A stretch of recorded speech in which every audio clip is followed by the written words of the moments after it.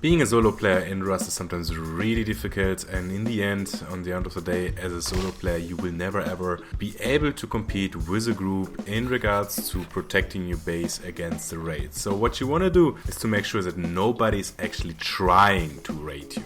This will be achieved by deception. If an enemy raider thinks that this particular base was already raided, he won't waste his precious C4 on destroying walls without any gain. If the server is a little bit older, the best option you have is to capture another player's base, which was already raided, but you will often run into the issue that you won't have access to the cupboard, to the building cupboard, and you will be not allowed to build in this area. In such cases, the best thing you can do is to build your own base which looks like it was already raided. And this video guide will show you one example of how to build a deceptive base with a hidden room.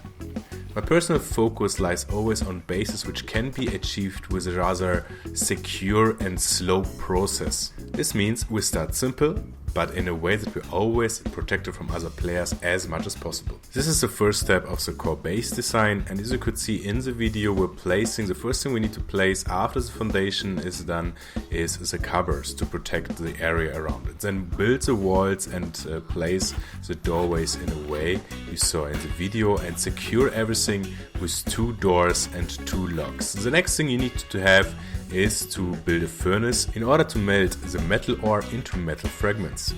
Before leaving the base for the first time to gather further resources, you should have 3 doors installed on your base, the whole base upgraded to the next wood tier, and of course have 1 sleeping bag placed. Upgrade all doors into the next tier level and secure them with a numpad. Besides this door, to save some resources, you can leave the normal lock on it because you will never ever open this door, and therefore you can just secure the key or throw it away. Of course, you should be careful how you place the doors. The right way to place the doors is by when you're inside and place them outside, so the handle is on the right side and they're opening into the right direction, have their weak spot on the right direction. Place those little storage containers the way I do. In the end, you will have space for 6 little storage containers or space for a few small ones and at least 2 big ones, and that should be kind of enough as a single player to have everything pressed into this little room. By the way, if you find this content helpful or interesting, please subscribe to my YouTube channel.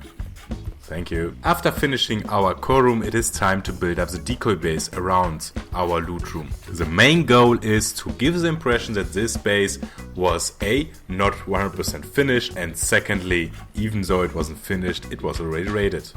Feel free to experiment a little bit around how exactly the base shall look like in your opinion, which was already raided, and especially have a look on other player bases. What kind of bases do they build? Where do they place their airlocks? Because airlocks usually are never breached by raiders, they always go another way around.